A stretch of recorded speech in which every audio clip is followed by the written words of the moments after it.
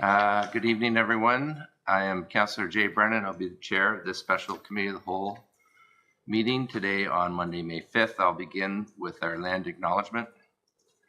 On May 5th, 2025, we acknowledge this sacred land on which Smith Falls is now located has been the site of human activity for over 10,000 years and is rich in Indigenous history. This land is the ancestral unceded territory of the Algonquin Anishinaabe Nation. We are grateful to the Algonquin ancestors who cared for the land and water in order that we might meet here today. We are also grateful to the Algonquin people for their contribution in making of the Rideau Canal, which runs through Smith Falls. We are mindful of broken covenants and the need to reconcile with all our relations. Together, may we care for this land and each other, drawing on the strength of our mutual history of nation building through peace, friendship, and being mindful of generations to come. So I'll call the meeting to order at 5:01. I have a motion for approval of the agenda. The clerk has received a request to amend the agenda, interchanging the two presentations we're going to see tonight. So I'll seek my colleagues' approval or leave it the same. I'm fine the way it is. Okay, so that request was made and I was to ask you guys and I agreed. So I have a recommended motion that the May 5th, 2025 Committee of the Whole meeting agenda be approved as circulated. Moved by Councillor Robinson, second by Councillor McGuire. All in favor? Okay.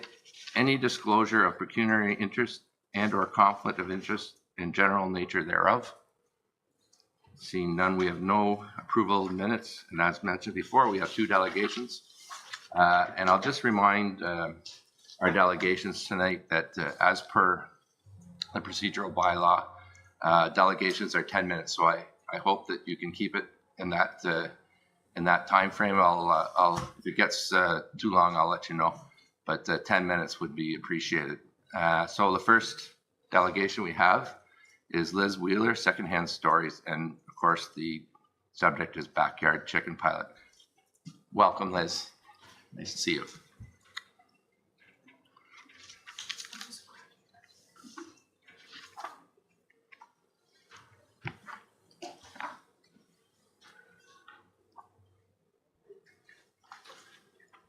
Do you want me to just say slide? Sure. Yep. If there's a clicker, I can do it. We don't have. Okay. There you go. Okay. Good evening, Council. My name is Liz Wheeler, and I'm the co-founder of Secondhand Stories Chicken Sanctuary in Rideau Lakes. I have 10 years of experience working with animals both in clinical practice and in nonprofit animal protection governance. I'm here today because our sanctuary believes that chickens are sentient creatures like cats and dogs and deserve the same protection from harm, neglect, and abandonment.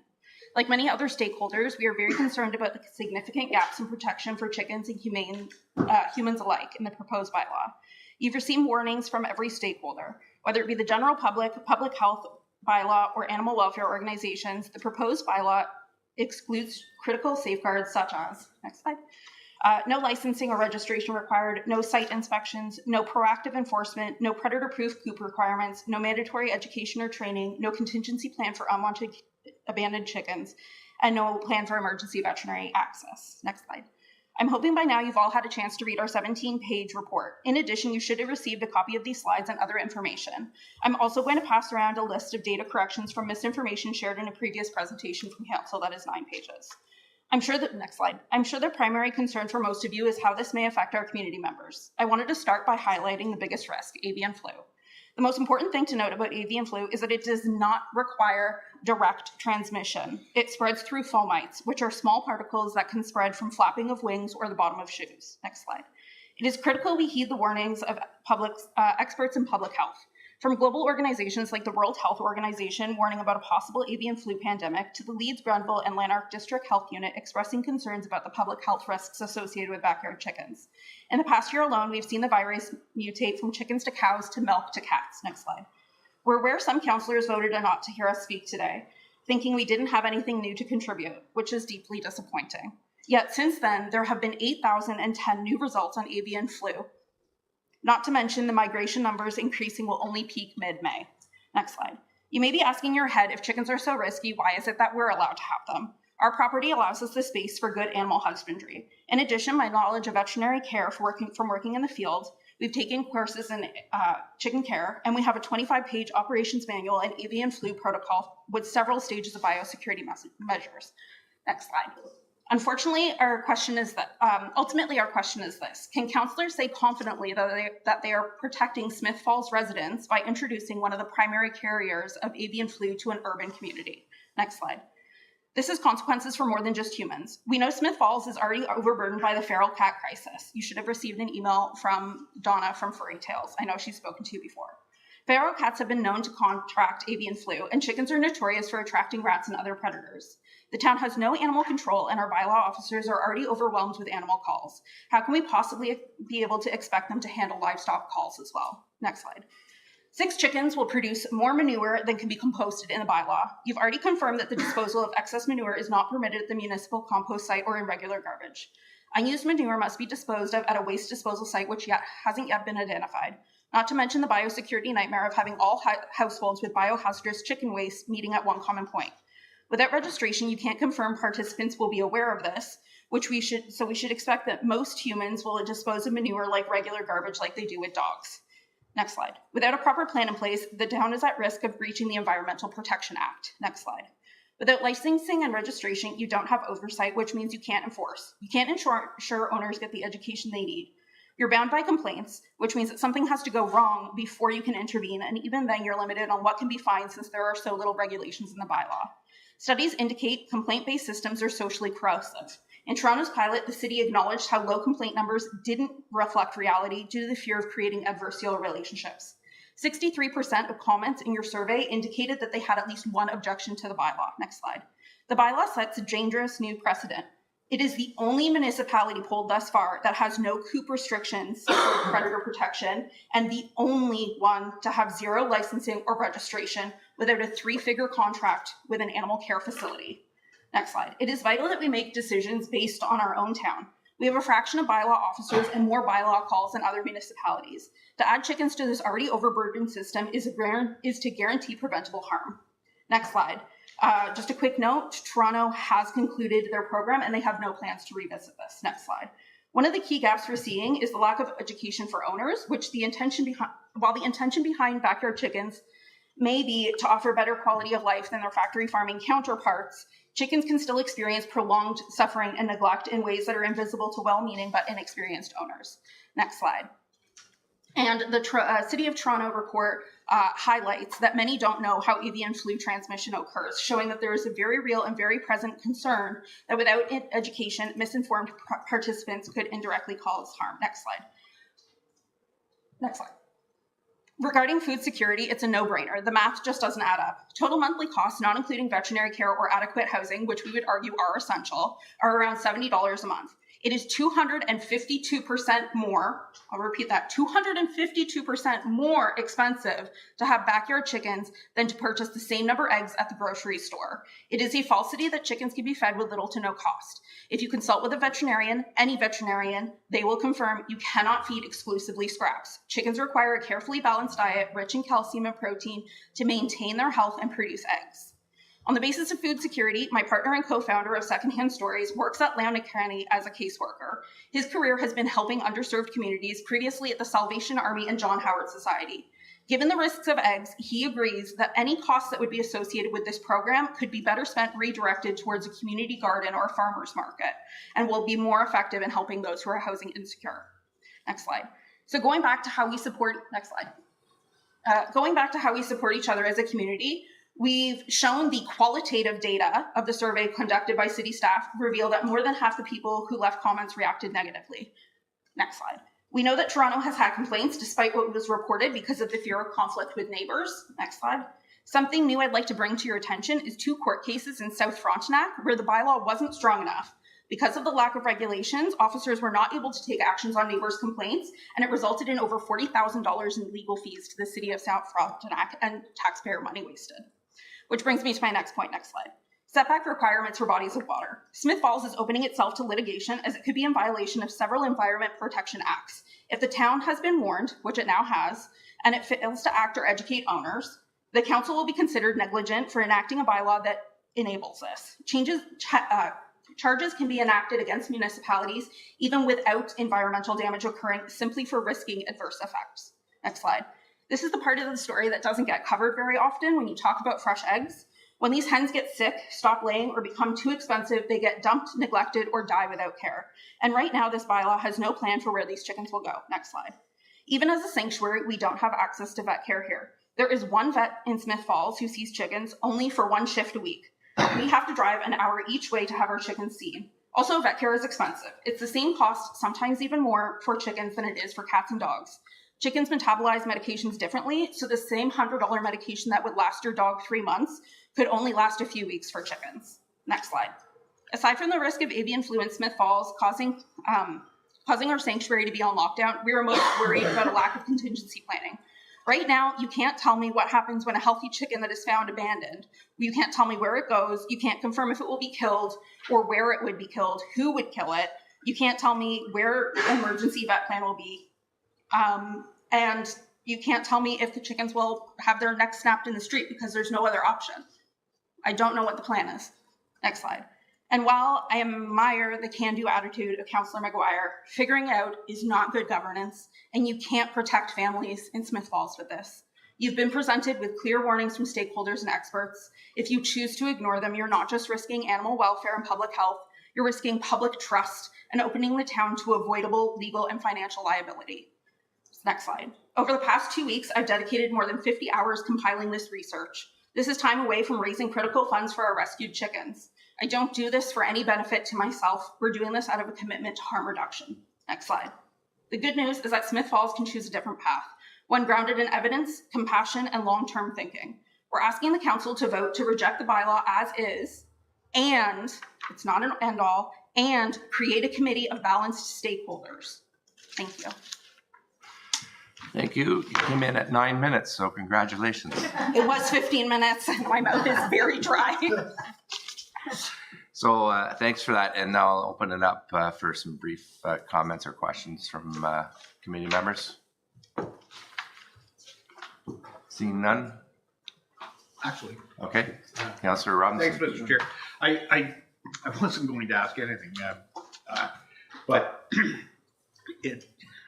on the manure disposal side about the Environmental Protection Act and civil litigation, neighbors affected by odor, flies, runoff may pursue legal action. And if the town was warned and failed to act, then council could be considered negligent for enacting a bylaw. That's kind of scary to me that we could be held accountable for that.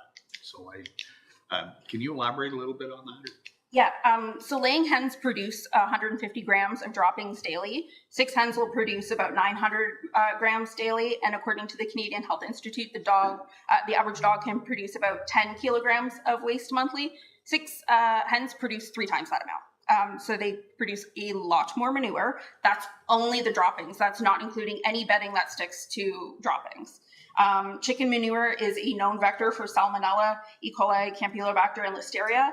It requires high heat composting. It has to be composted for at least 6 months. This is from Public Health Ontario and the Canadian Organic Guidelines. It's more than waste. It's considered biohazard. And the chickens will produce more waste than can be accumulated in the 3 cubic feet compost system suggested. In my talk, I mentioned how having everybody go to one common site is a recipe for disaster. You're having people bring biohazard all to one spot and then leave with the same footwear that they're probably wearing. And we know that avian flu can be transmitted through fomites, which can end up on poop particles on their feet. The alternative is maybe I think there was a suggestion that Campbell's would pick it up. I sent an email and I didn't get a response, but I can't imagine that they'd be willing to take that much manure. It ends up being about 148.8 tons annually. So for context, that is the weight of the Statue of Liberty. Okay, thank you very much. Councillor McGuire. Thank you, Mr. Chair. Where does the data for the droppings come from? The data for the droppings? So I submitted a 2-pager here. So the droppings, I don't have the exact source, but you can see it is from a research article. So you should have received it in your, I don't know how you received the notes, but it is a clickable link. So it's just the first one there for you. Yeah, so I guess The research gate. in the materials, it was hard to validate, I guess, because when you look at different kinds of hens, This is for laying hens. it seems like a large volume for laying hens. And I guess a follow-up question would be, how would the risk of laying hens in a contained yard, which is specified in the bylaws proposed, be different or riskier than, say, Canada geese that are migratory, that are vectors of disease, and as they travel from south to north, they're living in the waterways, they're living adjacent to the waterways. Why would this risk be higher than that risk? It's an additional risk.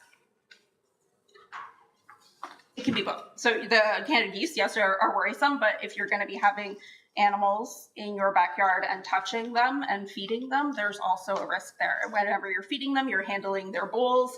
When they poop, they're walking around in it, then they're holding the bowl with their food that's had poop on it, and then you're grabbing it to wash that bowl. So then you're directly touching the actual virus versus just the fomites. So there's an increased risk from any handling of the animals.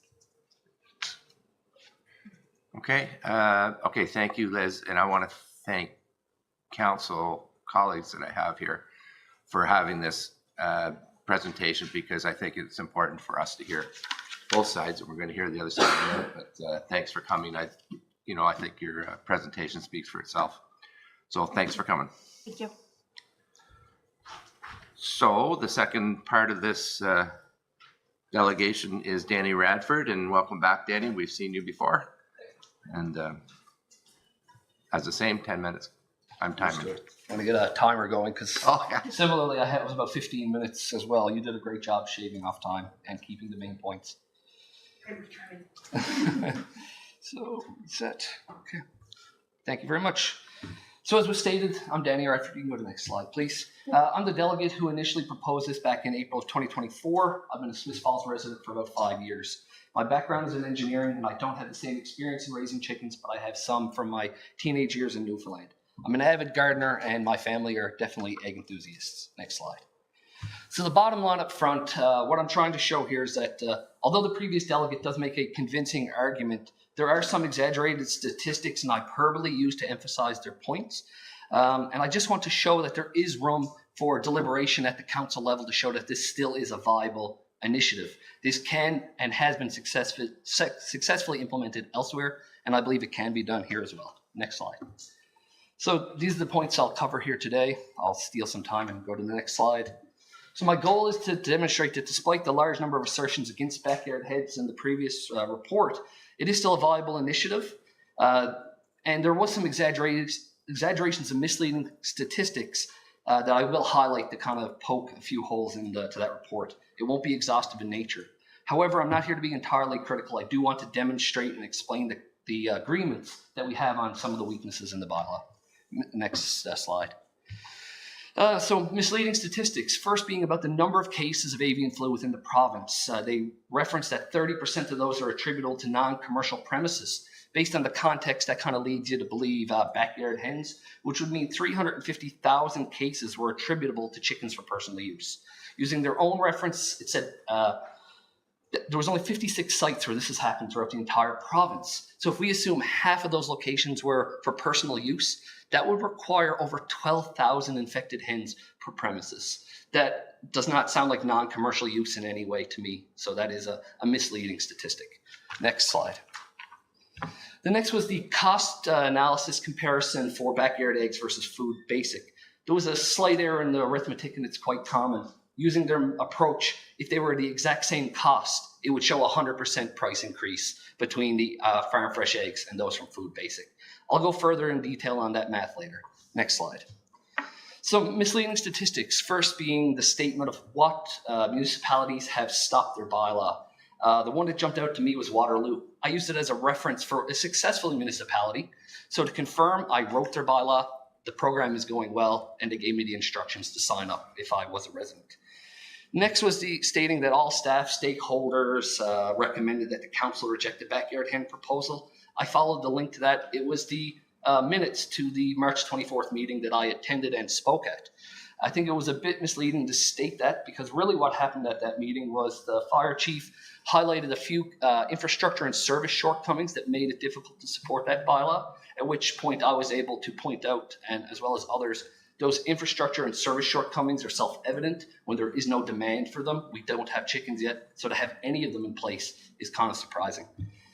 Last being the manure handling requirements. It seems like they've mixed up the high heat composting method with the time frame required for cold composting. Through my research from multiple other sources, it seems that if you use the high heat method, it can be as short as 5 to 6 weeks with a short resting period thereafter, whereas the 6 month is usually the low labor intensive cold composting method. Also, since they mentioned it, I think it's disingenuous to say I said Campbell's would take on that task. I used them as a hypothetical example of the type of industrious businesses and people in the town that could step up for some portion thereof, that task. Next slide. Next is to discuss the lack of support in the town based on Facebook comments. There is a cognitive bias known as negativity bias that explains this. People are far more likely to voice negative opinions and perceptions than neutral or positive ones, even if they're equal in impact. This is even more prevalent in social media comment spaces based on the architecture and type of interactions on a Facebook post. So, and this was corroborated by the University of Pittsburgh Social Media Guide, as well as other scholarly journals that I've linked here. What does that mean? The survey results bear far more weight than the comment section analysis. Next slide. This was one of the references they had in their submission package. It's just the status of bylaws throughout the province. I'll refer to that in the next slide. So my analysis of this actually takes a different slant. 39 complaints received in Ottawa in 2023. Well, I followed that reference. That article, actually 90% of it goes to highlight how successful other municipalities have been in their chicken bylaw, particularly Carleton Place, with multiple quotes from their mayor highlighting the coops that he had visited. You would never know they were there, and some that were in place before regulations were put in place had none of the shortcomings you would typically expect. Additionally, you have Kitchener. They've been in place for 8 years. They've only ever had to confine one loose hen. So having rampant hens to the street, which was addressed a few times, I don't think will be a problem.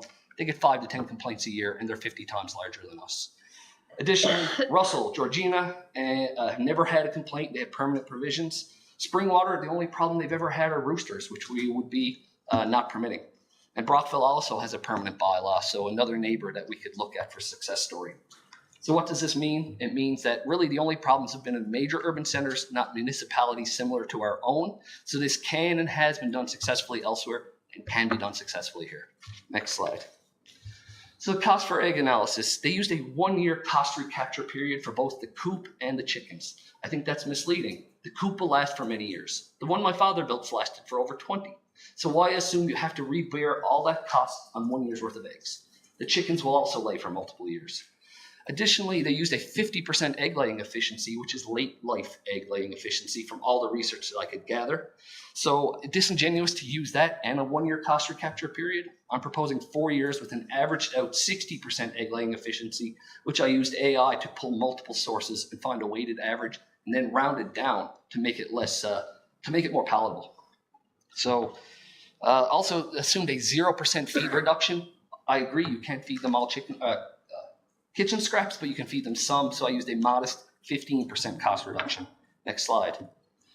With those things considered, I didn't change anything with the bedding. I used the exact same startup costs. It brings it to $42.84 a month. With the slightly higher egg laying efficiency, it also brings it to where the cost per egg is now 39.7 cents versus 31 from Food Basic, resulting in an increase of 27.9% more expensive, not the 253% that was stated. And what does that mean?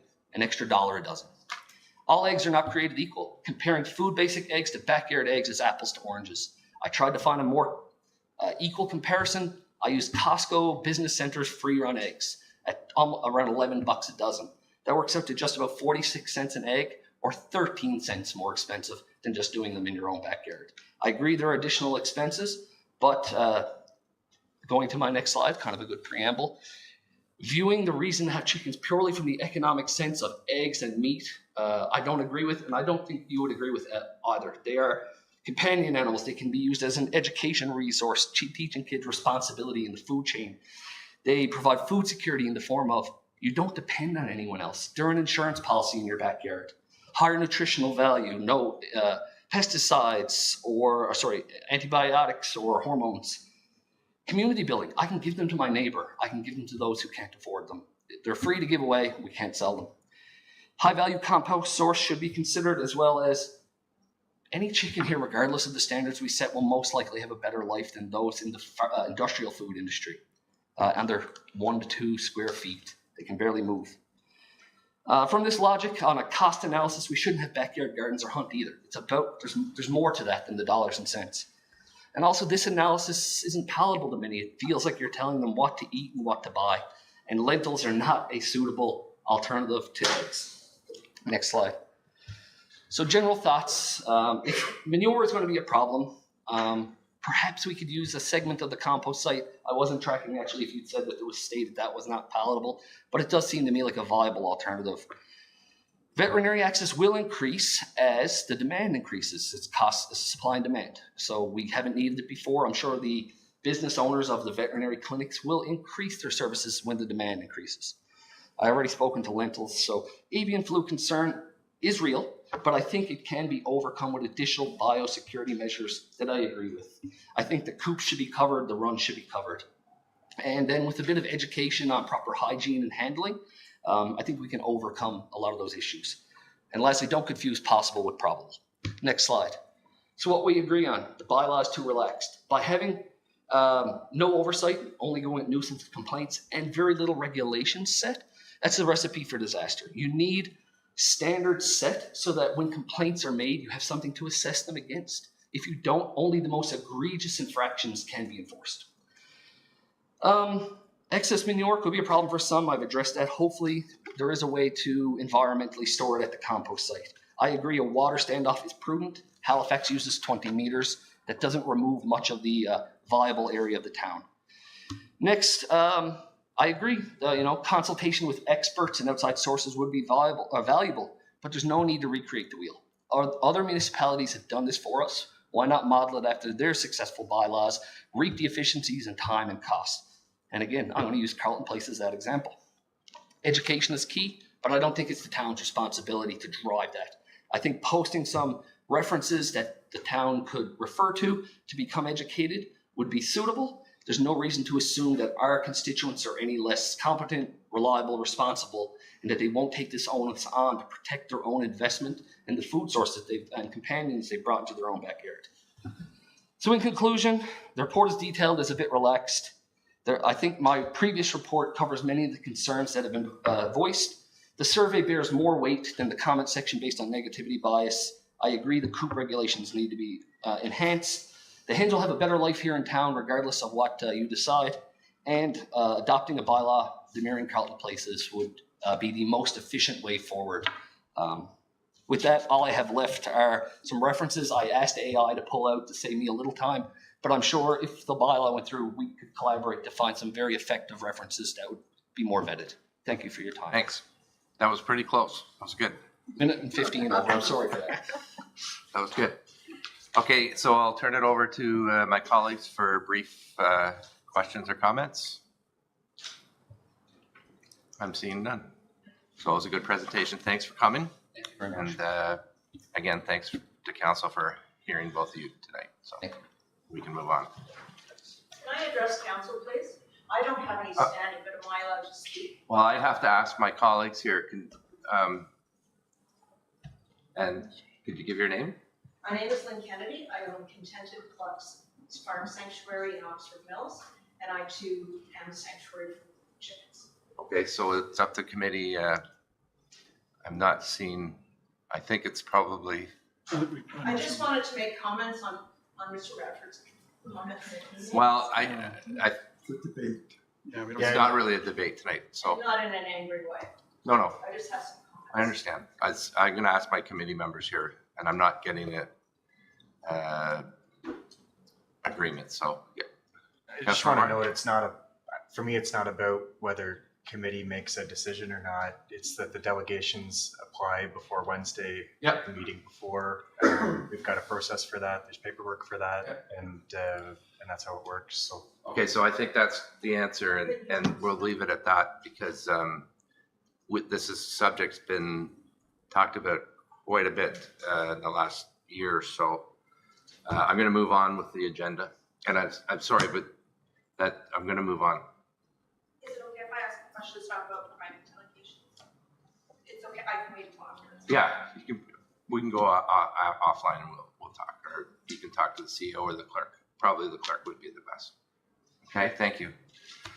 So we're going to move on. We don't have any CEO director's reports, I believe. We have no committee of the whole consent reports. And we've got two priority items, the award of the SCBA filling station RFQ with Chief Cheeseborough. Thank you, Mr. Chair. My report tonight is dealing with the replacement of an SCBA filling station.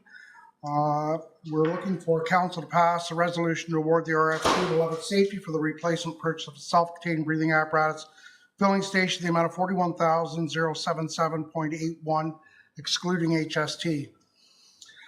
The background is we placed the $40,000 in the budget for 2025, and that was based on the numbers that we'd received when we were preparing the budget. Unfortunately, the budget didn't fully cover the total amount when we factored in the non-rebatable HST. An RFQ was issued in March. We received 3 proponents for that. They're all relatively close. However, Levitt Safety come in slightly under the other 2. Based on a review of the proposal and the submissions, all 3 met the requirements and the specifications, and we opted for option 1 to accept the lowest bid. So option 1, council approves the purchase of the SCBA apparatus filling station from Levitt Safety as they met the criteria in the listed specification sheet and were the lowest bidder. Option 2 is for council to award it to another proponent. That is an item we're not supporting, as it wouldn't be in the best interest of the town. The financial implications from the 2025 capital budget includes the $40,000 for the procurement. After the non-rebatable HST is included, price total amount would result in $1,800.78 over the approved budget. The additional amount to be drawn from the tax-based capital reserve. We reviewed the procurement policy for goods and services, and we've consulted with Director Dabber on this. That is my report. Thank you, Chief. Comments, questions? Councilor McKenna? I'm supportive 100%, Chief. Just wonder, are these Canadian companies that you're procuring these goods from? All 3 were 100% Canadian, and they, oddly enough, they all 3 bid on the exact unit, the exact manufacturer, coming from the exact same place in British Columbia. Great, thank you. Getting thumbs up all around. We're going to bring this up at the council meeting right after this. Thank you. Get that through. Thank you. The next one is Director McMunn and Confederation Bridge, and I don't like that price escalation. You're going to tell us about it. Thank you, Mr. Chair, and good evening, members of council. So as the chair mentioned, my report this evening is not good news. As we can see from the report, there's some cost price escalation things being applied to this project that we didn't see when we budgeted for the project originally, and it's all due to the tariffs on this trade war that we keep seeing in the news between Canada and the U.S. So the purpose of the report is just that, to advise council of these cost implications with respect to the reciprocal tariffs between Canada and U.S. and how this is having budgetary implications on the Confederation Bridge project. So when I get down into the analysis and options portion of the report, you'll see that in the second paragraph, it's noted that Structurecraft, when they bid the project last year, Their intention was to use a U.S. glulam manufacturer. I don't want to confuse that with presenting the fact that the lumber was coming from the U.S. It's in fact coming out of BC. The Alaskan yellow cedar. It's Alaskan yellow cedar, yes. However, it's coming out of BC. So it would be shipped to the U.S. to their glulam manufacturer. And for those around the horseshoe and those at home who don't know what that means, if you've ever seen wood laid flat and it's laminated together, it's called glue laminated, or short is glulam. So that's the manufacturing that would be done in the U.S. So we send it from Canada to the U.S., get hit with a tariff for it going across the border, importing the softwood lumber, being the Alaskan yellow cedar, and then we get hit with a Canadian tariff when it comes back into Canada because we have tariffs on glulam imposed from the Canadian government. So when it was originally bid, the tariffs would imply right now that there'd be a $66,000 cost increase to what was originally a cost escalation based on what the original price from StructureCraft was last year. So StructureCraft, doing their due diligence, they went to work and they have engaged some of the Canadian equivalent glulam manufacturers. They would have gotten a price from them originally when they bid the work. At that time, the Canadian equivalent was more expensive, so they go with a U.S. manufacturer. Now the cost out of Canada is $42,152. So there's a difference between those two costs. So it makes sense to have the glulam manufactured in Canada. So that all seems to make sense. $66,000 in the U.S., $42,152 in Canada. That math works out. The second part of this, so we've talked about the imposition of tariffs on the softwood lumber and the glulam manufacturing. Now we're going to switch to the imposition of tariffs on the steel industry. So on page 2, second paragraph down from the top, I've been notified through not necessarily a notice of claim from StructureCraft, but they're expecting, because they're seeing it all through their industry and others, where there's being implications of these tariffs, maybe not direct implications on steel tariffs, but the whole industry is seeing a lot of volatility with these tariffs, a lot of unknown. So the steel manufacturers, I guess, are hedging on and erring on the side of caution that there's likely something to come down the pipe. So that's starting to affect supply chain and costs associated with those materials. So in conversation with StructureCraft, they've identified that we're probably looking at costing implications of around $35,000 increase on the steel elements for this bridge. And you'll note in my recommendation, I noted a upset limit, and it's an upset limit simply because we're not 100% confident or sure at this point what those steel implications will be associated with tariffs. We know it'll be something probably in and around the ballpark of 30,000, but it's unknown. I'm being told that they don't expect it to be more; it should be less. So that's why I noted the upset limit in the recommendation. So there's the two things: the two tariff implications and the costing implications of those. Thirdly, I felt it prudent because there's been some discussion around the horseshoe about the high arch lighting. So I felt it prudent to bring that back to council, kind of bundle it all up into one package, if you will, and present it here this evening for direction from council. So the last paragraph on page 2 under analysis and options, before we get to budget financial implications, talks about the cost implications for the high arch lighting at $81,400. So that was discussed at our last committee, the whole meeting. And at this point, we're kind of on the, hopefully this week we'll have the basic impact assessment submitted to Parks Canada, and we can start that permit review with the understanding that we should have shovels in the ground here towards the latter part of May, early part of June. But at this point in time, StructureCraft needs to be aware that this is the council's direction, that we're interested in that high arch lighting. If it turns out that it's approved through Parks Canada, through their permitting process, then we can pull the trigger on that and we can have the high arch lighting incorporated into the glulam manufacturing. And why the timing is important is very, very shortly, they're going to be exporting the softwood lumber, or no, not exporting it, but sending it to the Canadian glulam manufacturer. They need to know whether or not we're going to incorporate the higher lighting or not, because there needs to be a recess cut into the higher lighting to receive the LED strip lighting. So trusting that makes sense. Yeah, so you package all those three up together. We're looking at a additional funding request of $158,552, plus our net HST of 1.76%.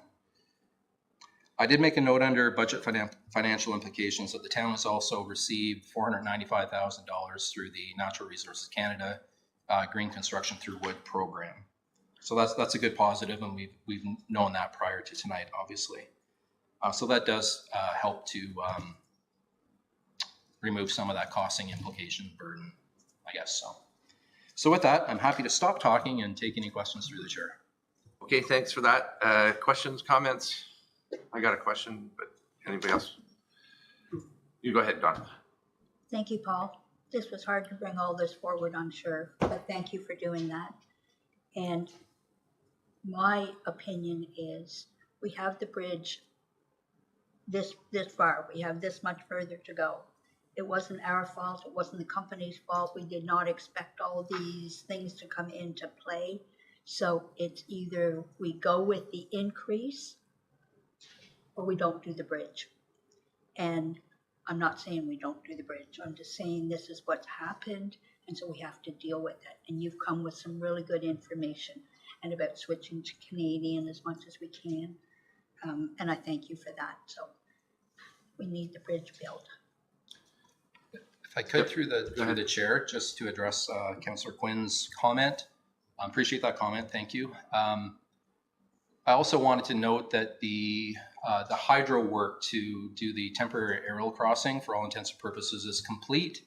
They do have a switch over for Parks Canada that they need to facilitate on Friday and Monday, the latter part of this week and start of next week, to get that switch over completed, and then they can de-energize that line that's underneath the walkway on the existing bridge. So all that to say, the town's invested about $100,000 in that temporary aerial crossing. So we've got some financial skin in the game here as of now. Yeah. Mayor? Yeah, thank you. You're correct, Councillor Quinn. I mean, half of this extra cost roughly is beyond our control, and it's a direct result of what's happened from the U.S. and our retaliatory tariffs. And it's unfortunate, and perhaps we'll see progress on that this week. Perhaps we won't. We don't know, right? But I think for the time being, we have to decide: are we willing to make that investment in order to enable this project to continue to move forward? And at this stage, I think my answer is yes. I think we've come this far. If we didn't have the $495,000 from the federal government, it would have been a much harder question or answer for that question. But the fact that we have the $495,000 makes it a little bit more palatable. And secondly, the other half, of course, is a lighting. And I'm also of the opinion that we're building an experience here. We're building something that's going to be in our community for the next, hopefully, close to 100 years. And having the lighting just enables us to create a much more positive experience. If you amortize that cost over the life of the bridge, it's probably $1,000 a year. So I think it's, when we look at it from that perspective, as much as you hate to pay that extra $158,000 at this stage, I think it enhances the experience and the enjoyment of it. And frankly, we don't have any choice on the other side. Thank you, Mr. Chair. Councillor McGuire. Thanks, Director. I was actually pleasantly surprised. I wasn't sure when you hear about 25% tariffs or 10% tariffs. If we look at the total cost of what the difference is going to be, it's about 3.7% on the project budget. And I think that goes back to where we made a really good decision in the past to use StructureCraft as a Canadian company that's using an innovative design. Knowing the times that this bridge is going to be built in, I think that for the price we're going to pay to have it completely manufactured in Canada is good value. And I'm supportive of the recommendation tonight. Thanks. Councillor Miller? Just to speak in support of what Councillor McGuire and the Mayor have said so eloquently, I'm in support of the recommendation as well. Okay, so just a couple of questions, just a question on the increase, just my poor math. So the steel is 35 more and the wood's 24 more. And then the lights are 81, right? The glue lamp is 42,152. Okay, And the okay. upset limit on the steel implications of the terrace is 35 grand. It's unknown at this point. So it's, okay, so I was wrong on the wood. Okay, Through the chair, respecting everyone's time and to keep some traction on this and keep things moving along in the right direction, I felt it prudent to add, even though it's unsure about the steel, to add that in this evening with an upset limit. And that's my job, to manage that from my office, to make sure that we stay within that limit. But I didn't want to have to wait another 2 weeks at some point to come back to council to give endorsement to proceed. So. okay. So that's, I understand that. And the other question I had, just for everyone's edification, because the lighting is a value add, so that's not what was approved originally, right? So is there lighting on the bridge without the value add, or is it dark? If I could, through yourself, there's no, there is railing lighting, undermounted rail lighting, Right. which would be whatever off the base of the bridge, the walking deck. Yes. So to answer your question, yes, there is already lighting in their base price. So this is a value add to have the high arch lighting. So you'll have two lighting elements on the bridge: railing lighting and then the upper lighting. Upper lighting? Yeah. Okay. Just because people are going to ask me. And so the upper lighting, in your opinion, adds a lot to the bridge. And that, yeah. Yeah, it's certainly going to, it's certainly going to, when it's dark out, it's certainly going to emphasize the characteristics of the bridge. It's going to present a whole different experience. It's going to present different visualization from different viewpoints. If you're driving up Beckwith Street, you might not necessarily see the under rail lighting, but you're certainly going to see the arch lighting shining down, illuminating the deck of the bridge. Yeah. Yeah. So I just wanted to get that out there. So Councillor Robinson put his hand up. Thanks, Mr. Chair. I'm going to quote something from a Rona commercial. Nobody likes a half-ass. And if we're going to be submitting for approval to Parks Canada for the the arch lighting, if it's done correctly, then it's probably going to add a lot of value to that. And so let's not do it half-assed. So that's all I have to say. Really? So yeah, I'm in support. I just wanted to highlight what that upper lighting brings to it, so people will know. So I'm in support of this, and we're getting manufactured wood from Canada too, so that's important. So I think do we need to do something at council? Yes, so that'll come up at council right after this. Okay, thanks. Thank you. So we have no committee, board, or external organization updates.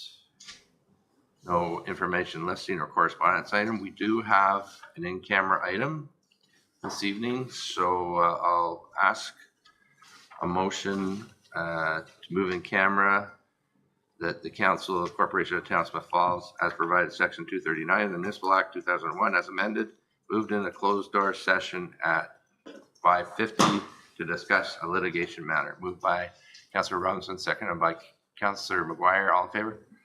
Okay. We'll be back.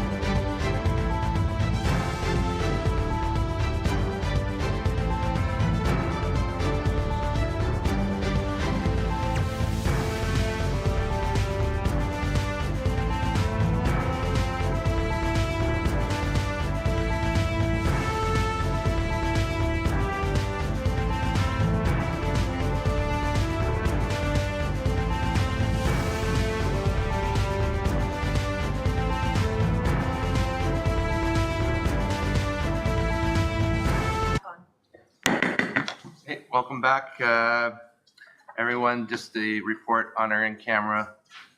Council met in a closed-door meeting to discuss a litigation matter, and staff were given direction. We're getting to the end. Notice of motions. We have none. I'll entertain a motion to adjourn. Committee adjourns proceedings at 6:06 p.m. and stand so adjourned until the next duly called committee meeting. Moved by Councilor Robinson, second by Councilor McKenna. All in favor? Okay, we have a council meeting coming up. Brief recess. Okay.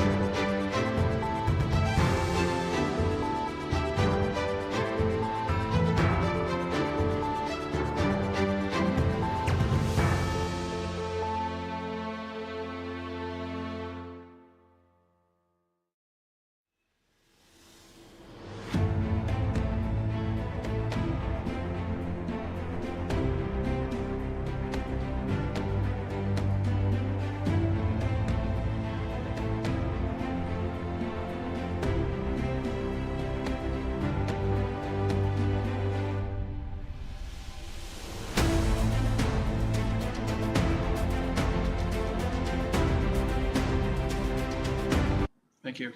Welcome back, everyone, to this meeting of the Smith Falls Council for Monday, May 5th, 2025. I'll open the meeting with our land acknowledgement. On May 5th, 2025, we acknowledge the sacred land in which Smith Falls is now located. It's been a site of human activity for over 10,000 years and is rich in Indigenous history. This land is the ancestral and unceded territory of the Algonquin Anishinaabe Nation. We're grateful to the Algonquin ancestors who cared for the land and water in order that we might be here today. We're also grateful to the Algonquin people for their contribution in the making of the Rideau Canal, which runs through Smith Falls. We're mindful of broken covenants and the need to reconcile with all our relations. Together, may we care for this land and each other, drawing on the strength of our mutual history of nation building through peace and friendship, being mindful of generations to come. Call the meeting to order at 6:12. We have a motion for approval of the agenda. Before we address that, I want to check with Councillor McGuire. Thank you, Your Worship. On April 14th, the council deferred item 10.1 bylaw to adopt the backyard hen pilot program for a 1-year period. I'd like to add that as 9.4 with council's endorsement this evening. Ask for council's decision. Okay, we got enough support to move it forward. Yeah, so that's 9.4.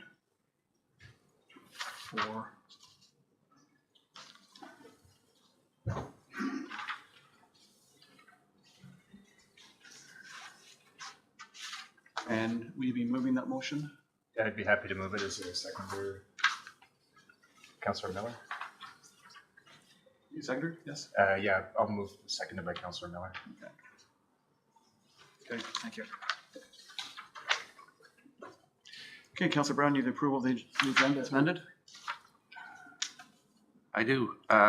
Moved by myself, seconded by Councillor Quinn, that the May 5th, 2025 regular council meeting agenda be approved as amended, as circulated, or as amended. All in favor? Carried, thank you. I'll ask for disclosure of pecuniary interest and or conflict of interest and general nature thereof. Seeing none, adoption of minutes of the Council McGuire. Thank you, Your Worship. Moved by myself and seconded by Councillor McKenna that the minutes of the April 22nd, 2025 council meetings be approved as circulated. Thank you. Moved by Councillor McGuire, seconded by Councillor McKenna, to the minutes of the April 22nd, 2025 council meetings be approved as circulated. All in favor? Carried. Any council reports and updates? Councillor McKenna. Thank you, Your Worship. On Saturday morning, the Old Home Committee hosted a breakfast meeting for over 70 Old Home Week volunteers who come out to an orientation session, perhaps sign waivers so that it'd be all under the umbrella. If you decide to volunteer for the Old Home Week Committee, you're under the umbrella of the town of Smith Falls. We have about 15 jobs that we're looking for volunteers for Old Home Week, and each one of these has a brief description. So some of them might be a one-off, one-day event or a 2-hour event. Some you might like to volunteer for the entire week. But I have those job descriptions. They're on our website. Anybody watching, we still need more volunteers. These are not complicated jobs, but there's training and orientation involved. And we'd love to have more people involved with, looks like it's shaping up to be a terrific week. Thank you. Thank you. Official reports. Councillor McGuire. Thank you, Your Worship. Porch Fest is scheduled to return to Smith Falls on May 31st, and they are looking for volunteers. So on the same note as Old Home Week, if you're free May 31st and could help for a couple hours at Porch Fest, the lineup's also been released, so looks like it's going to be a great day of music. Thank you. Any further reports? Am I on this side of the horseshoe? No? Okay, I have no reports myself this evening, but I do have coming up a number of proclamations.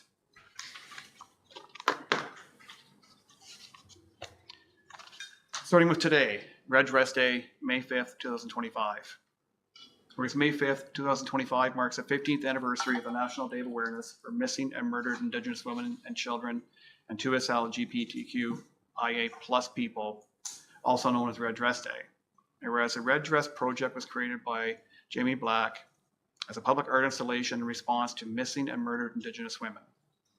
And whereas the color red signifies the color the spirits can see, and the color red is calling back the spirits of those missing and allows them a chance to be among us and have their voices heard. Now therefore be resolved that I, Sean Panko, Mayor of the Town of Smith Falls, declare May 5th, 2024 as Red Dress Day in the town of Smith Falls and encourage all citizens to take a moment and reflect on the missing Indigenous women and girls and those who are no longer with us.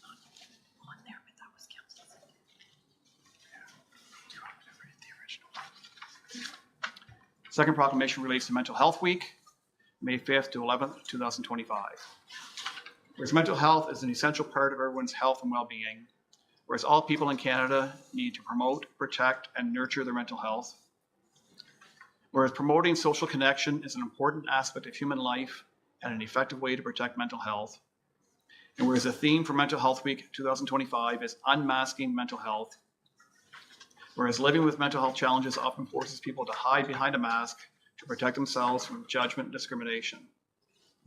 Now therefore be resolved that I, Sean Panko, Mayor of the town of Smith Falls, hereby proclaims the week of May 5th to 11th, 2025 as Mental Health Week in the town of Smith Falls.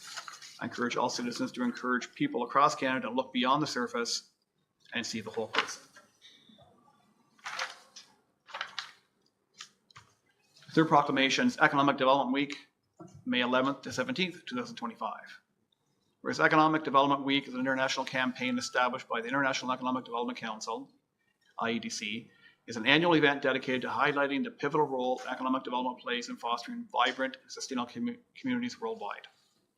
Whereas economic development is a programs, policies, and activities that seek to improve the economic well-being and quality of life for a community by creating and retaining jobs and providing a stable tax base. Whereas economic development is a vital component to our success as an internationally competitive and supportive municipality for businesses. And whereas we leverage strong partnerships with the Smith Falls District Chamber of Commerce, Smith Falls Downtown Business Association, Smith Falls Advisory Center, Valley Heartland Community Futures Development Corporation, and our other economic development organizations who work together with the town to foster a thriving and prosperous community. Now therefore be resolved that I, Sean Panko, Mayor of the town of Smith Falls, do hereby proclaim May 11th to 17th, 2025 as Economic Development Week in the town of Smith Falls.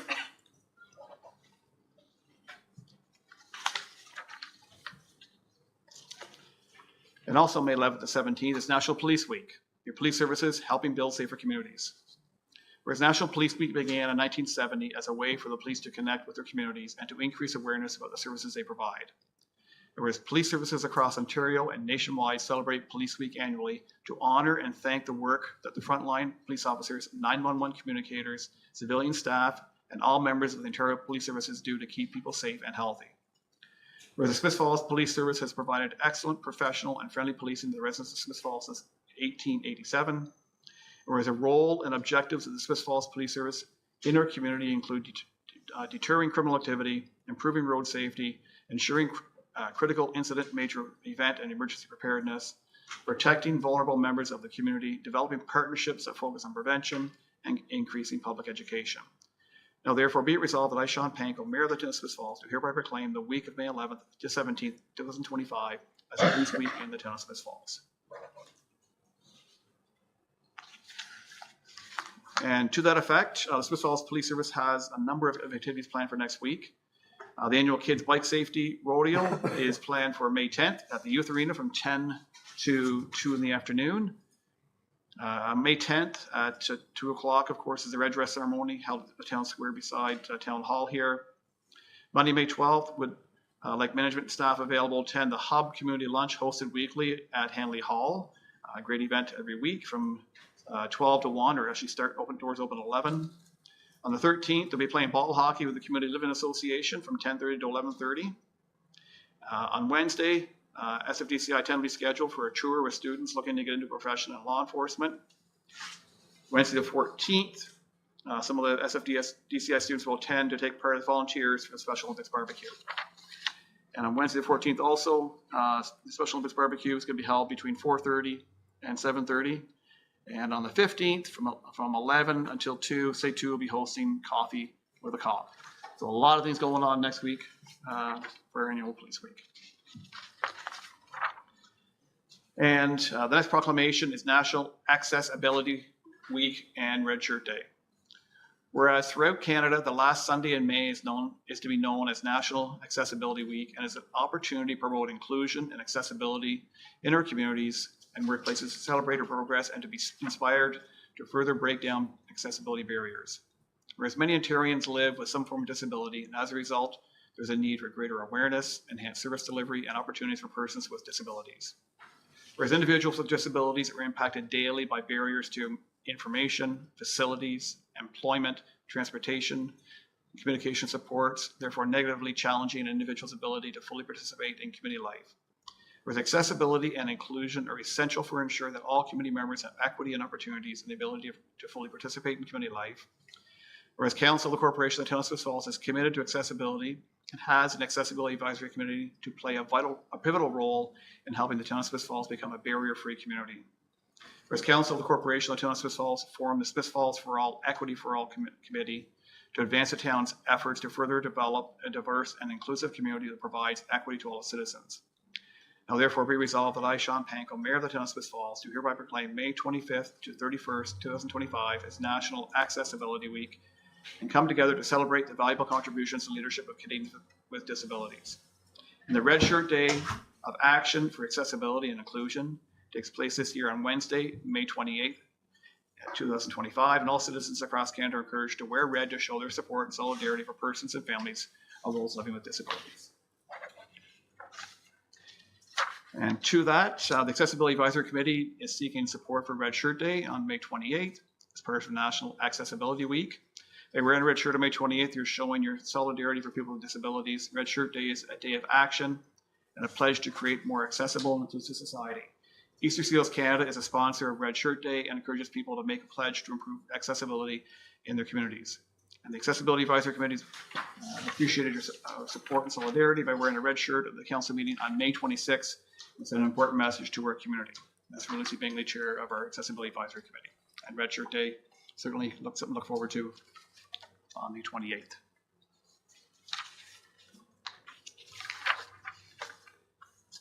And I'm just going to go back to our agenda for a moment. So I was thinking before we had Ukrainian twinning on the agenda before, but we did not.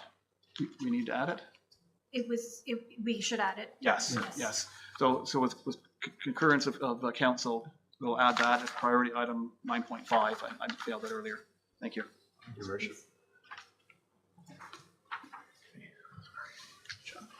Sorry. While we're doing that, I noticed that 9 is motions and 10 is bylaws, so 9.4 should really be 10.1, and then 20 could be 9.4. Okay. Sorry. 10.1. Yes, thank you. Good catch on that.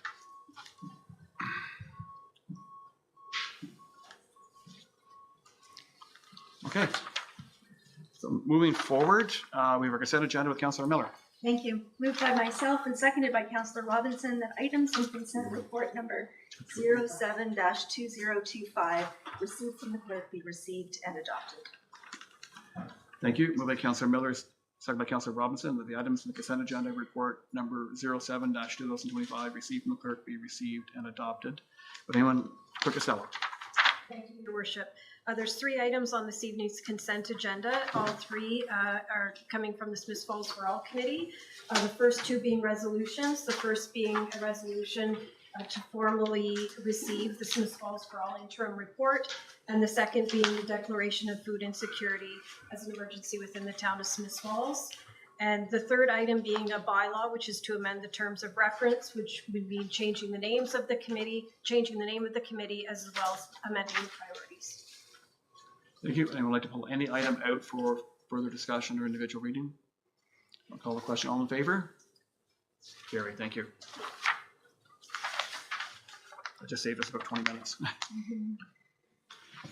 Councillor McKenna, you have the first motion, 9.1. Thank you, Your Worship. Moved by myself and seconded by Councillor Robinson, that Council receive the report entitled Reimagine the Reach, a renewed vision for Lower Reach Park, prepared by Fortin Planning and Design, be received for information, and that Council approve the placement of the primary parking lot and entrance. Thank you. Discussion? Yet we've had a few goes at this really important long-term reimagining Lower Reach Park. The report that we're receiving is simply a roadmap on a well thought out and planned report where all the features of the park would have been thought carefully through, and everything would be placed which would maximize the use of the park both for the public and for maintenance. And of course, the first thing we want to do this year is really nail down where that central parking lot's going to be, so that our wonderful staff can start doing the improvements in that right away. And the rest of those improvements will come to each subsequent council at budget time for thoughtful consideration. Thank you. Any further discussion on this topic? It is moved by Councillor McKenna, seconded by Councillor Robinson. The council receives a report entitled Reimagine the Reach, a renewed vision for Laurel Reach Park, prepared by Foten Planning and Design. Be received for information, and that council approve the placement of a primary parking lot and entrance. All in favor? Carried. Thank you. And item 9.2, Councillor Robinson. Thanks, Your Worship. Moved by myself, seconded by Councillor McKenna, that the Council of the Corporation of the Town of Smiths Falls award request for quotation FD-25-03 to Levitt Safety for the replacement purchase of a self-contained breathing apparatus, SCBA, filling station in the amount of $41,077.81, excluding HST. Thank you. Discussion, please.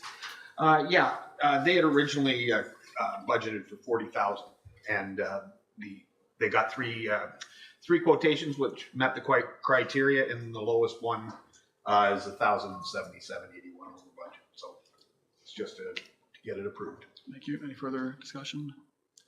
It's moved by Councillor Robinson, second by Councillor McKenna. The Council of Corporation of the Town of Smiths Falls award request for quotation FD-25-03 to Levitt Safety for the replacement purchase of a self-contained breathing apparatus, SCBA filling station, in the amount of $41,077.81, excluding HST. All in favor? Carried. Thank you.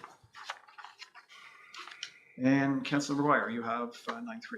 Thank you, Your Worship. Moved by myself and seconded by Councillor Miller, the Council of the Corporation of the Town of Smith Falls authorize staff to approve additional costs related to the imposition of tariffs affecting the Confederation Bridge project, as well as the value add of arch lighting to an upset limit of $158,552 plus net HST of 1.76%, as presented in Committee of the Whole Report 2025-43.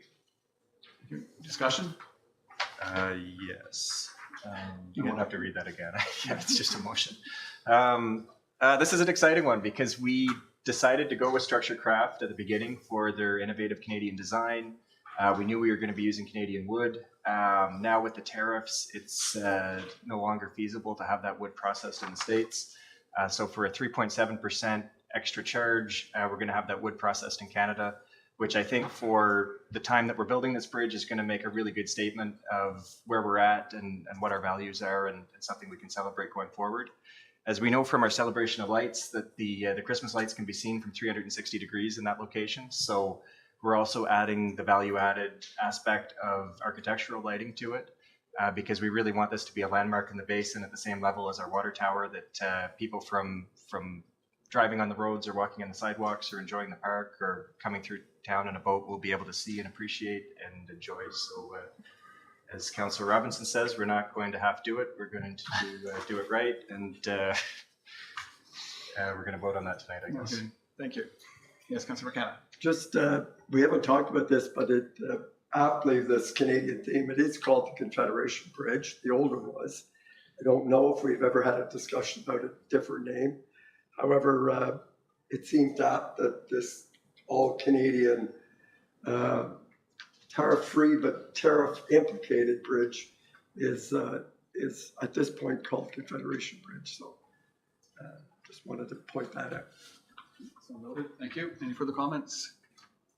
Moved by Councillor McGuire, seconded by Councillor Miller. The Council of the Corporation of the Town of Smiths Falls authorized staff to approve additional costs related to the imposition of tariffs affecting the Confederation Bridge project, as well as the value add of arch lighting to an upset limit amount of $158,552, plus net HST of 1.76% as presented in Committee of the Whole Report 2025-043.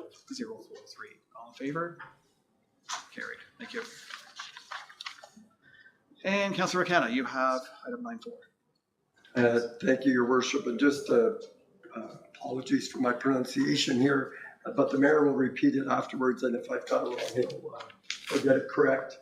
Moved by myself and seconded by Councillor Miller that the mayor is hereby authorized to sign a twinning agreement with Zolochiv Lviv Oblast in Western Ukraine for the development of cooperation between our cities in the fields of development and tourism, culture and historical architecture, youth cooperation, sports, science and education, protection of the environment, economic development, and exchange of experience in various fields. Thank you. Additional discussion? Just this was brought forward certainly by yourself and the Ukrainian Canadian group. There's been a number of communities across Canada that have twinned with cities in the Ukraine, and Smith Falls was approached, and I think they could certainly, we could benefit from this, our community, and we truly believe that the Ukrainian people of this community would benefit from a cultural exchange and ongoing conversations. And once the mayor signs off on that, we'll lay out some ideas of what we could do on a practical level. Thank you. Any further discussion? I did have a Zoom conversation with the mayor from Zolochiv earlier today, Igor Arinka, and so they're very excited about the opportunity to twin and partner with Smith Falls. He'll be bringing it to his council, I think he said on the 15th. And in conversation through a translator today, it was I noted it was, so Lviv Oblast is in Western Ukraine, not too far from the Polish border. And in checking and the conversation with Zolochiv is about half an hour from where my grandfather was actually born. So if he's driving to Lviv, he would actually pretty much drive. So it was quite a coincidence that it ended up that way, but I've been to that part of the world, for Ukraine, so it's very heartwarming that it ended up being a community that I'm somewhat familiar with. So moving to Councillor McKenna, second by Councillor Miller, that the mayor is hereby authorized to sign a twinning agreement with Zolochiv, Lviv Oblast in Western Ukraine for the development of cooperation between our cities in the fields of development of tourism, culture and historical architecture, youth cooperation, sports, science and education, protection of the environment, economic development, and exchange of experience in various fields. All in favor? Carried. Thank you. And bylaws. We have a bylaw we added, 9.1. Councillor McGuire, please.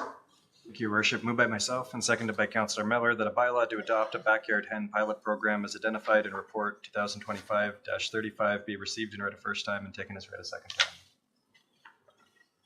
Thank you. It's moved by Councillor McGuire, seconded by Councillor Miller that a bylaw to adopt a backyard hen pilot program as identified in Report 2025-035 received, read a first time, and taken as read a second time. All in favor? Carried. Thank you. Discussion. Councillor McGuire. Thank you, Your Worship. So after much debate and back and forth, we've got from Mr. Radford's first presentation last April. What we've got is, I think, a solid bylaw we're going to try out for a year. What this is going to do is increase food security and food sustainability. It's going to give families an opportunity to teach their kids about hens and backyard laying. It's going to, I think, establish a sense of fairness for people that do want to establish backyard chickens, that the backyard chickens are going to be held to the same standard as any other animal in town, and that's on a complaints-based system, and that's with a complaints-driven system that isn't overly policed or overly regulated. When we look at the avian flu and the City of Toronto in 2023, they deferred their pilot program because of concerns of the avian flu. I think in hindsight, we can see that those concerns were unfounded. And I think anytime we can look to public health when the recommendations change or if the situation escalates to change the bylaw. But right now, we've put considerable thought into it. I'd like to thank Mr. Radford for coming to council twice to present this and really spearhead this. And I'd like to thank all members of the community that have reached out because the robust debate helps us to put together the best bylaw that we can. So I appreciate all the back and forth we've had in this and really excited to have this come to council this evening. Thank you. Additional comments, Councillor Brennan? Yeah, I'd request a recorded vote tonight, please. Thank you. Anything further? I'll just weigh in myself just with a couple of comments. I appreciate the information that Ms. Wheeler provided, as well as Mr. Radford. And this is a decision that we don't take lightly. Each of us has a responsibility to do what we believe is best for the community. And understanding it is a one-year pilot. If problems do creep up, then we have the opportunity to pivot in the future. But I think, as Councillor McGuire indicated, we have probably thousands of dogs and cats in our community, all kinds of other pets, and we do put the burden of responsibility on the owners to look after those pets appropriately. And I have the same mindset here. And I don't think we're going to see a situation where we'll have hundreds of people taking advantage of this bylaw. I think if we have a dozen, I would be somewhat surprised. But it's an opportunity for those who have the passion and the purpose and the responsibility to succeed. So it's moved by Councillor McGuire, seconded by Councillor Miller, that a bylaw to adopt a backyard hen pilot program as identified in report 2025-035 be received for the first time, taken as read a second time. Clerk Costello, recorded vote has been requested. Thank you, Your Worship. If members of council could reply with yay or nay. Councillor Brennan? Hey, Councillor Quinn? Nay. Councillor Miller? Yay. Councillor McKenna? Yay. Councillor Robinson? nay. Councillor McGuire? Yeah. Mayor Panko? Yay. That's carried. And confirmatory bylaws with Councillor Quinn, please. Thank you, Your Worship. Move by- Inquiries and announcements. Oh, sorry, yes. Inquiries and announcements. Thank you. I had one. Okay, go ahead, Councillor Brennan. I just wanted to highlight the upcoming Citizen of the Year banquet that's coming up on 2nd of June at the golf club. And it's a great evening, and it's hosted by the Rotary Club this year. And every year, a different service club takes a turn at hosting it with the support of the town, who have been terrific.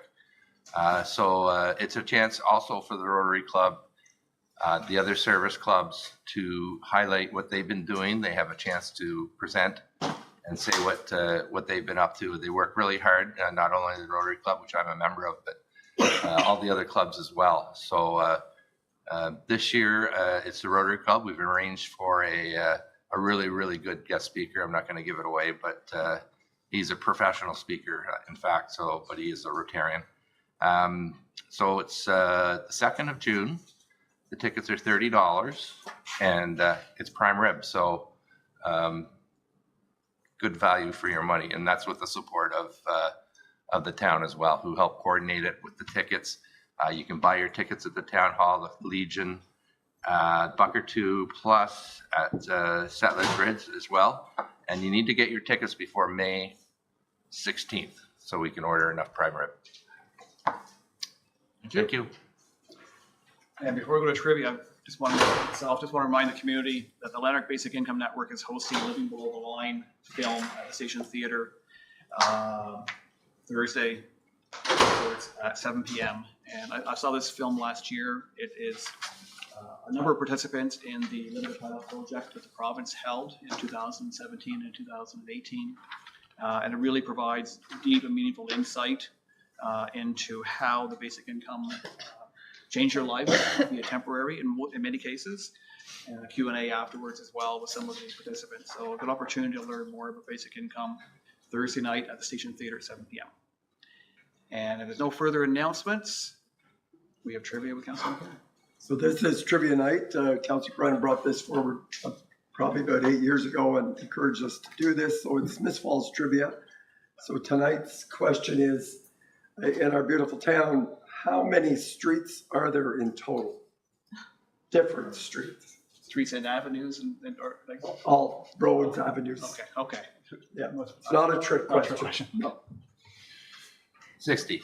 60. 122.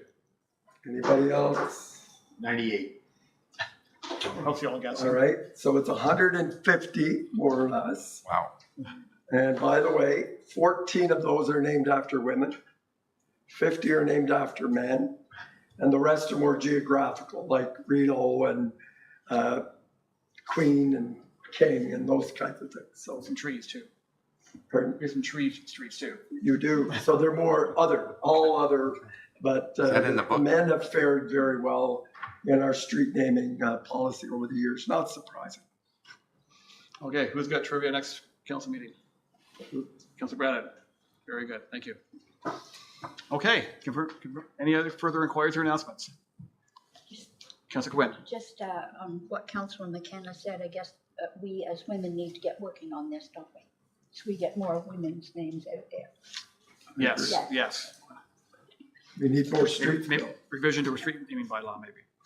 Okay, Councilor Quinn, you have the confirmatory bylaw. Thank you, Your Worship. Moved by myself, seconded by Councilor Brennan, that a bylaw to confirm the proceedings of the council at its meetings on the 22nd day of April 2025 be received and read a first time and taken as read a second time. Thank you. Moved by Councilor Quinn, seconded by Councilor Brennan, that the bylaw to confirm proceedings of council at its meeting on the 22nd day of April 2025 be received, read a first time, and taken as read a second time. All in favor? Carried. And the third reading, please. Moved by myself, seconded by Councilor Brennan, that a bylaw to confirm the proceedings of council at its meetings on the 22nd day of April 2025 be now read a third time and finally passed, signed, sealed, and numbered 10615-2025. Thank you. Moved by Councilor Quinn, seconded by Councilor Brennan, that a bylaw to confirm the proceedings of council at its meeting on the 22nd day of April 2025 be now read a third time and finally passed, signed, sealed, and numbered 10615-2025. All in favor? That's carried. Thank you. Motion for adjournment, Councilor. Oh, yes, Clerk Sorry, Estella. if I could just go back, if you could just do the finalized third reading of we did the recorded vote, but just for you to read the third reading as well. Okay, sorry. Procedurally, I missed that, my mistake. It's moved by Councilor McGuire, seconded by Councilor Miller, that a bylaw to adopt a backyard hand pilot program is identified in report 2025-035 be now with a third time and finally passed, signed, sealed, and numbered 10616-2025. Those in favor? Carried. Thank you. Okay, Councilor Robinson. Thank you. Moved by myself, seconded by Councilor Brennan, that this council adjourn its proceedings at 6:44 p.m. and stand so adjourned until the next duly called meeting of council. Thank you. Moved by Councilor Robinson, seconded by Councilor Brennan. This council adjourn proceedings at 6:44 p.m. and stand so adjourned until the next duly called meeting of council. All in favor? We're adjourned. Thank you, everyone. Have a good night.